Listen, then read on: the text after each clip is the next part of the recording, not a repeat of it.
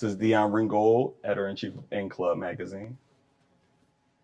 So welcome, guys. I'm super excited to meet you all. It's funny, my first question, I seen Tom Hanks, he had this video, he talked about how the younger version of him kind of helped him find rhythms of how Forrest was going to speak. So Isabella, and I wonder how you guys, if there was any note sharing or conversations you had about how you were going to play Lily, since you're playing the same character. Yeah, we met on set while you were filming. Well, we actually first met during the camera test. Mm-hmm. And we were able to really, that was also when I was fully first getting into like the full form of Lily with long red hair, freckles, you know, all of these things that are very different to how I look normally. And getting into that kind of physical process, as well as then being able to talk to you and just share thoughts. I found that we already had so much just like together that was seamless with our own personalities as real people, but also with our ideas. And it actually wasn't as difficult as I thought it was going to be. And it was just a really exciting thing to dive into, you know? Yeah, absolutely. Anything for you specific that you was like, hey, I want to kind of take notes about this because I'm thinking about playing it this way? I mean, honestly, I saw with Isabella right away that she was so alive. There was a spirit to her that I felt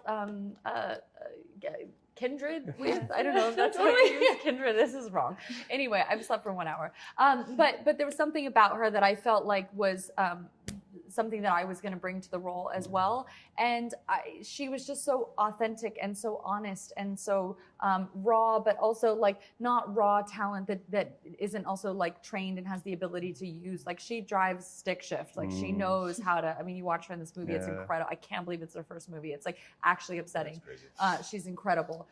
So yeah, it was just like, just go fly, go, you know, we were talking earlier that I was like, this is as much your character, Lily's yours as much as she is mine. So you go do you, I'll do me, and I think we'll do it. And also credit to our hair and makeup team, Vivian, my makeup artist, and Sarah hers, and Robert, our hairdresser, and Anne mine, really talked to each other and shared like the same makeup, the same tips, because like their work is also part of what made our work more seamless. Absolutely. So I wanted to ask, so Brandon, you have to play this goody two-shoe kind of thing, this good guy. And a lot of times the good guys in romance films, they don't have this kind of traumatic backstory that it has. So for you guys, did you kind of lean into that attribute when you read it? Was there something specific that you read that said, I need to bring this to the camera as well, to the film? Not really. I mean, I didn't have a dissimilar, I mean, not, there was a lot of similarities between Atlas and I could say that. So I didn't really have to do any of that. I mean, everyone has some stuff in their past that's difficult, and you just kind of align with that or you don't. And I think there's a reason him and I are playing the characters, because we don't have to do much to do it. So yeah, I don't see him as a goody two-shoes. I mean, he's a Marine. I mean, he'll kill you if he has to, but he's leads with his love, obviously, and his heart, and he cares deeply about the people he loves, and even people he doesn't love. You know, he's got a lot of integrity and a lot of soul. You know, yeah, I think that there's a weight to him. You know, for sure, but that's not something you have to consciously like tap into or worry about. We all have a weight. You know, it's just you know, yeah, that makes sense. Yeah.